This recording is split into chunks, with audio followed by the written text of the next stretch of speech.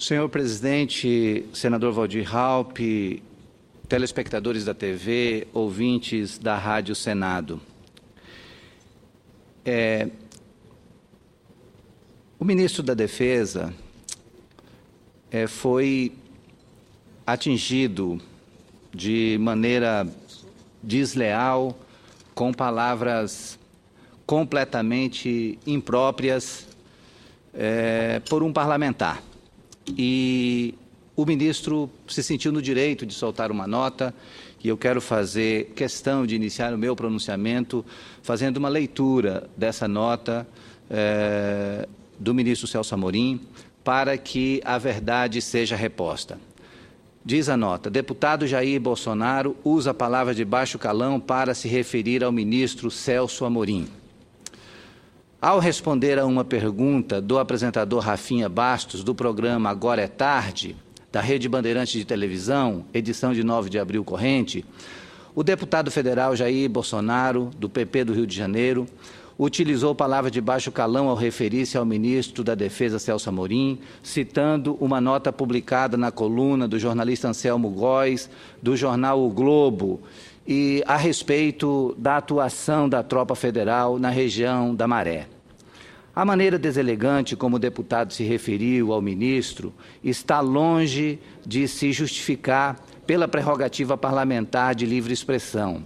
A declaração não foi uma crítica à condução da pasta da defesa ou sequer a uma medida concreta tomada pelo titular do ministério.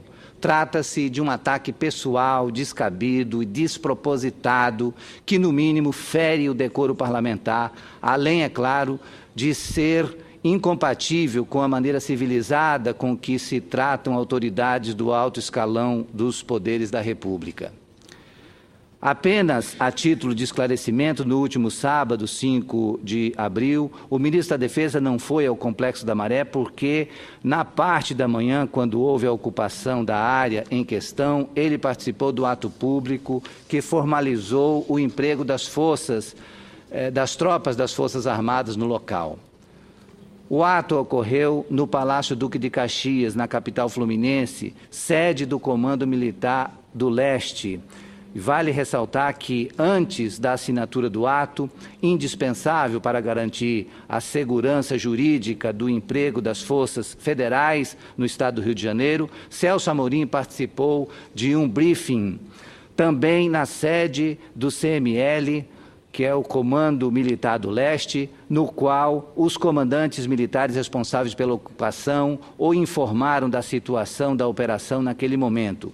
O ministro tem acompanhado diretamente a operação. Esses fatos requerem, no mínimo, um desagravo ao ministro de Estado da Defesa, autoridade que teve e tem um papel central no auxílio que vem sendo prestado pelo governo federal, por intermédio das Forças Armadas, ao governo do Estado do Rio de Janeiro e, principalmente, à sociedade carioca. Por isso, fica esse esclarecimento e também o agradecimento do senhor ministro Celso Amorim, que continua à disposição para qualquer esclarecimento. E não procede a forma como foi abordada essa questão, dando a entender que o ministro não tinha se feito presente por descuido ou por não estar cumprindo com suas atribuições. Exatamente por estar cumprindo com a sua atribuição de fazer o planejamento estratégico, de acompanhar a execução do planejamento estratégico, é que ele não se fez presente, mas estava exatamente no ambiente de comando, onde toda a avaliação da operação era feita, e ele acompanhou exatamente desse ponto toda essa questão. Portanto, não procedem as palavras de baixo calão promovidas e patrocinadas pelo deputado Jair Bolsonaro contra o ministro Celso Amorim. Fica aqui a minha posição ao ler essa nota e, ao mesmo tempo, a minha total solidariedade ao ministro Celso Amorim, que eu sei que é um grande brasileiro e que está cumprindo um grande papel para o Brasil, conduzindo o Ministério da Defesa.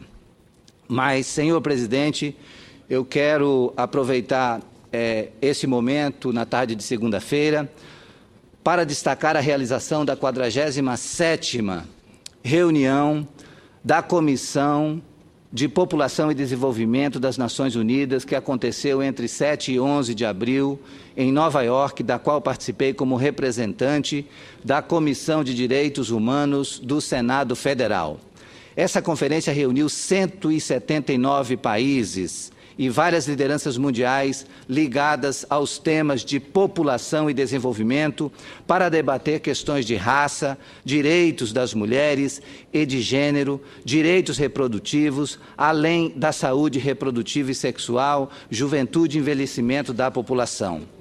A reunião analisou os progressos realizados desde a adoção do Programa de Ação da Conferência Internacional sobre População e Desenvolvimento em 1994, no Cairo, e discutiu os avanços e os inúmeros desafios que permanecem, incluindo as desigualdades persistentes. Os líderes globais avaliaram as conquistas alcançadas desde a Convenção do Cairo para identificar todas as deficiências e negociar ações futuras em termos de políticas públicas. Na reunião, os apelos foram para que sejam redobrados os esforços na promoção do desenvolvimento por meio de fortalecimento da saúde reprodutiva e dos direitos humanos. Os temas debatidos na conferência abarcam enormes desafios, motivo que me leva a destacar aqui importantes exposições e contribuições que relataram com nitidez o atual contexto e as ações necessárias. O discurso do subsecretário-geral da ONU, o diretor executivo do Fundo de Populações das Nações Unidas, o UNFPA, o Dr. Babatunde Osotimehin, por exemplo, acertadamente destacou que o programa de ação da Conferência do Cairo mudou para sempre como nós percebemos a população e o desenvolvimento ao mover as políticas e programas sobre população para o foco nos indivíduos, mulheres e homens, meninas e meninos. E ao fazê-lo, garantiu que nossos objetivos coletivos incluíssem todas as pessoas, particularmente as mulheres e meninas mais marginalizadas e vulneráveis. Em seu discurso, ele ressaltou que nos últimos 20 anos aconteceram grandes ganhos na redução da pobreza, na melhoria da educação das garotas e na redução da mortalidade materna e infantil, acesso a serviços de saúde sexual e reprodutiva, incluindo o planejamento familiar, proteção dos direitos reprodutivos e muitas outras áreas do programa de ação. Mas, entretanto, alertou que esses ganhos mascaram desigualdades significativas e crescentes que estão impedindo os mais vulneráveis, marginalizados e excluídos entre nós, especialmente mulheres e meninas, a realizarem seus direitos humanos como previsto pelo inovador Consenso do Cairo. O Consenso de Cairo foi parte de uma agenda voltada para o futuro das Nações Unidas na década de 1990. Houve as conferências de Viena, Cairo, Copenhague, Pequim, todas elas visando o empoderamento das mulheres e meninas. 20 anos depois, lembrou o subsecretário-geral do Fundo das Nações Unidas para a População e Desenvolvimento, Dr. Babatunde Osotimehin, nós nos movemos para frente, mas ainda há muito a fazer.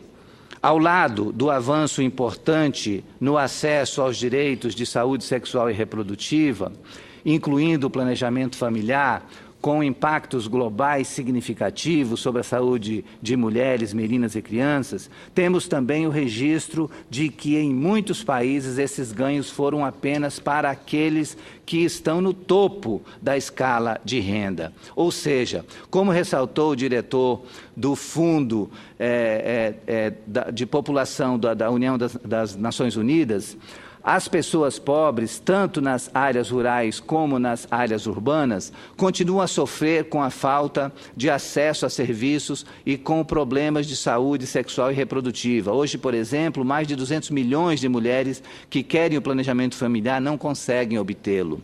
Ele alertou que os ganhos existem, mas também mascaram as histórias dos excluídos. Gostaria de reproduzir, entre aspas, essa parte do discurso. Abre aspas. Eles não contam a história de uma jovem casada aos 11 anos com um homem 4 vezes mais velho, uma criança cujos direitos humanos são brutalmente violados, junto com sua integridade física e dignidade, cuja infância é cruelmente finalizada. Para quê? Por um preço? Para pagar uma dívida? Para resolver uma disputa entre as famílias? Por que ela é vista como um fardo econômico? Por que ela é vista como menos digna do que seus irmãos? Eles não contam a sua história porque ela é invisível, muito jovem para aparecer em pesquisas ou estatísticas, e talvez como um em cada 3 crianças em países em desenvolvimento, até mesmo o seu nascimento jamais tenha sido registrado.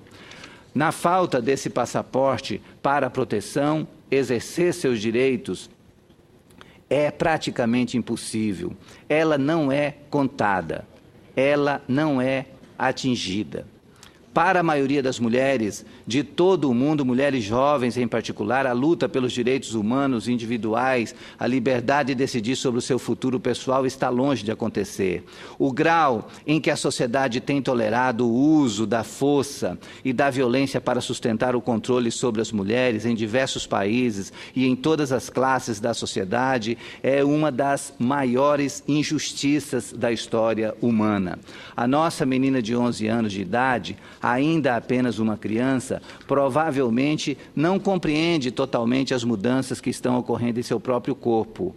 Casada com um estranho, desliga-se de sua família e, sem qualquer rede de apoio social, não é capaz de acessar as informações e serviços que precisa. Ela ainda não sabe que seus direitos estão sendo violados. Nestas circunstâncias, todos nós devemos nos levantar e dizer não à violência contra as mulheres e meninas. Globalmente, até 50% das agressões sexuais são cometidas contra meninas com menos de 16 anos. E a violência de gênero nas escolas é um fator significativo nas taxas de abandono escolar das meninas. Apesar do compromisso quase universal de acabar com o casamento infantil, 1 em cada 3 meninas nos países em desenvolvimento se casa antes de completar 18 anos. 1 em cada 9 meninas antes do seu 15º aniversário. A maioria dessas meninas são pobres, menos escolarizadas e vivem em áreas rurais. Além disso, 9 em cada 10 gravidezes adolescentes acontecem no contexto do casamento precoce. E a gravidez e o parto são a principal causa de morte entre as adolescentes entre 15 e 19 anos em países de renda baixa e média. Um impressionante número de 8,7 milhões de mulheres jovens com idade entre 15 e 24 anos recorrem a abortos inseguros a cada ano. Mas, apesar dessas estatísticas, leis, práticas e atitudes discriminatórias continuam a manter as mulheres e as jovens, principalmente as meninas adolescentes, sem acesso aos serviços de saúde sexual e reprodutiva, incluindo contraceptivos e impedidas de alcançar seus direitos reprodutivos. Se as mulheres estão contribuindo para o enriquecimento e crescimento da sociedade, para a inovação e o desenvolvimento, então elas devem ter a oportunidade de decidir sobre o número e o espaçamento entre seus filhos, livre de violência ou coerção, com plena confiança de que a gravidez e o parto não vão resultar em doença, invalidez ou morte, e com a confiança de que seus filhos e filhas serão saudáveis e sobreviverão. A conquista do acesso universal à saúde sexual e reprodutiva, de qualidade e direitos, requer um urgente investimento renovado no fortalecimento dos sistemas de saúde para levar esses serviços essenciais aos lugares onde as pessoas vivem, afirmou o diretor do Fundo para o Desenvolvimento da União das Nações Unidas. Também, na conferência, os países da América Latina, como o Brasil, se orientaram na discussão, tendo por base o Consenso de Montevidéu sobre População e Desenvolvimento. Este documento foi produzido em reunião na capital do Uruguai, em 2013, e contém uma série de acordos e metas sobre população e desenvolvimento para além de 2014. A delegação brasileira teve entre seus integrantes 7 parlamentares, o subsecretário de Ações Estratégicas da SAI e presidente da Comissão Nacional de Desenvolvimento e População, Ricardo Paes de Barros, a ministra da Secretaria de Políticas para as Mulheres, Eleonora Menicucci, e representantes do Ministério da Saúde, do Ministério das Relações Exteriores e da Sociedade Civil Organizada. Gostaria também de destacar o discurso da ministra da Secretaria de Políticas para as Mulheres, Eleonora Menicucci, no qual ela expôs os avanços e conquistas ocorridas no Brasil nos últimos anos. No período de 30 anos, por exemplo, entre 1980 e 2010, a expectativa de vida da população brasileira aumentou em mais de 10 anos. Em 1980, os homens tinham uma expectativa média de vida de 59,6 anos, enquanto as mulheres viviam 65,6. Em 2010, essa média havia aumentado para 70,2 anos para os homens e 77,3 anos para as mulheres. O aumento na expectativa de vida da população, afirmou a ministra, foi resultado das melhorias de atenção à saúde, ao acesso ao sistema previdenciário, saneamento básico e proteção de direitos específicos. No que diz respeito aos direitos sexuais e reprodutivos, o Brasil tem obtido resultados. Dados apresentados pela ministra Eleonora Menicucci destacam que as políticas públicas brasileiras trabalham para garantir o direito ao livre exercício da sexualidade, ao planejamento familiar e à atenção humanizada ao pré-natal, pré-parto, com redução acentuada na mortalidade materna. A Declaração do Cairo representou a consolidação de importantes avanços quanto aos direitos reprodutivos e à igualdade de gênero. A atenção dada aos direitos sexuais, no entanto, foi limitada e restrita aos aspectos ligados à saúde sexual. Desde Cairo, alguns dos principais avanços dos acordos internacionais e regionais têm sido dados com relação à definição, ampliação e incorporação crescente de direitos reprodutivos e sexuais. Um exemplo desse avanço foi o próprio consenso regional alcançado em Montevidéu. Contudo, a conferência em Nova York deixou evidente a necessidade de maior clareza e delimitação dos direitos reprodutivos e sexuais em particular. Assim, em boa medida, a ampliação e o pleno reconhecimento desses direitos requerem que eles sejam mais claramente delineados. No Brasil, temos conquistas importantes. Em 2011, por exemplo, o Brasil reconheceu e assegurou a igualdade de direitos para a união homoafetivas. Em 2012, ampliou o direito à interrupção voluntária da gravidez, antes restrita às vítimas de estupro e risco de morte materna, aos casos de anencefalia. Em 2013, a presidenta Dilma Rousseff assinou a lei que assegura a atenção integral às vítimas de violência sexual com acesso à oferta de contraceptivos de emergência, entre outras medidas. Além disso, a igualdade de gênero e a igualdade de oportunidades, participação e representação entre homens e mulheres é outro foco de trabalho do governo brasileiro. Peço, senhor presidente, mais 5 minutinhos para concluir. Concordamos com a ministra Eleonora Menicucci sobre as principais ações do governo brasileiro para o desenvolvimento com equidade e inclusão. Em quase 20 anos transcorridos desde a Conferência do Cairo, o Brasil vem se esforçando para produzir um crescimento econômico com justiça social e assegurar o bem comum. É fato que o país vem trabalhando para tornar realidade os compromissos de Cairo e apresenta políticas e ações que permitem avanços socioeconômicos, como, por exemplo, os programas Bolsa Família e Brasil Sem Miséria. A ministra Eleonora Menicucci destacou que esses programas têm sido os principais responsáveis por retirar da pobreza mais de 36 milhões de brasileiros. Dados apontam que a pobreza no Brasil se reduziu de 24,25% em 2002 para 8,55% em 2012. E vale ressaltar que esses programas de apoio social, como o Bolsa Família e o Brasil Sem Miséria, são programas que empoderam as mulheres dentro do lar, porque são elas as responsáveis pela condução das famílias, e esses programas têm a interlocução direta com as mulheres que prestam contas exatamente daquelas responsabilidades que são atinentes a todos os beneficiários dos programas da rede social que foram instituídos no Brasil. Então, esse aspecto também é um dos passos importantes que foram dados pelo Brasil no sentido de empoderar a mulher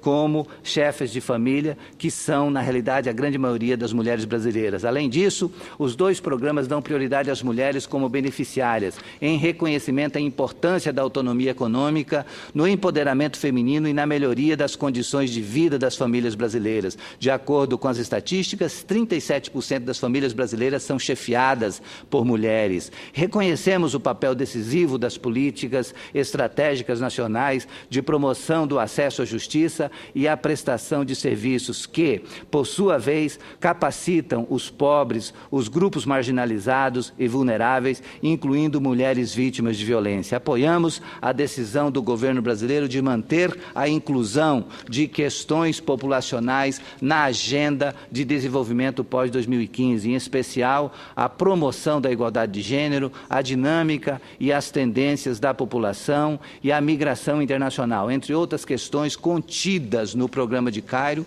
e temos a convicção que o objetivo comum permanece, o de dignidade, direitos e não discriminação para todas e todos, sem nenhuma distinção. Disso depende nosso verdadeiro desenvolvimento e o nosso futuro coletivo. E eu gostaria, senhor presidente, ao pedir a Vossa Excelência que determinasse o registro na íntegra desse pronunciamento, concluir falando da minha total solidariedade à ministra Eleonora Menicucci, que se deslocou do Brasil para essa Conferência das Nações Unidas para a População e Desenvolvimento, teve uma participação ativa, fazendo a defesa dos posicionamentos do Brasil e principalmente mostrando o quanto é importante para o legislador do sexo masculino, para os homens, terem uma atitude de solidariedade para com as mulheres, porque se isso não acontecer, senador Raupp,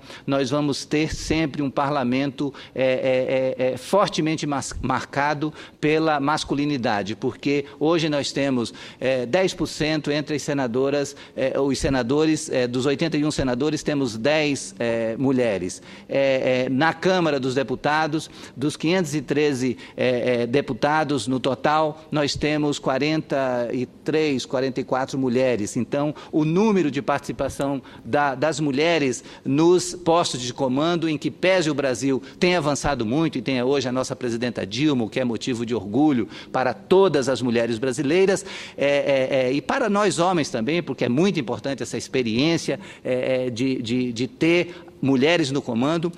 Eu gostaria, senador Raupp, de anunciar que estou trabalhando, já fiz uma consulta legislativa aqui, a consultoria do Senado nos deu uma resposta muito positiva a esse respeito, no sentido de propor uma alteração que permita maior participação da mulher, inclusive no Senado, que a gente possa, na representação de 3 por estados, a gente ter sempre garantida a representação de uma mulher. É algo que é possível possível, é constitucional e dialoga diretamente com esses avanços todos que estão acontecendo no mundo, no sentido de permitir maior participação da mulher na política, maior participação das mulheres no ambiente de decisão, nas funções de comando, porque só assim a gente vai ter uma sociedade que reflete verdadeiramente sobre a importância do equilíbrio de gêneros. E nesse sentido, senador Raupp, essa semana nós estaremos coletando assinaturas e tenho certeza que vou contar com a sua assinatura para a gente ter esse projeto de lei discutido aqui no Senado Federal e, quem sabe, a gente tenha, nesse ano eleitoral, um esforço a mais dos senhores senadores para termos essa matéria aprovada e, assim, a gente ter garantida maior participação da mulher no Senado Federal a partir de 2018. Era o que tinha a dizer, senhor presidente. Muito obrigado e peço a Vossa Excelência que seja publicado na íntegra o pronunciamento que acaba de fazer. Muito obrigado. Obrigado a Vossa Excelência.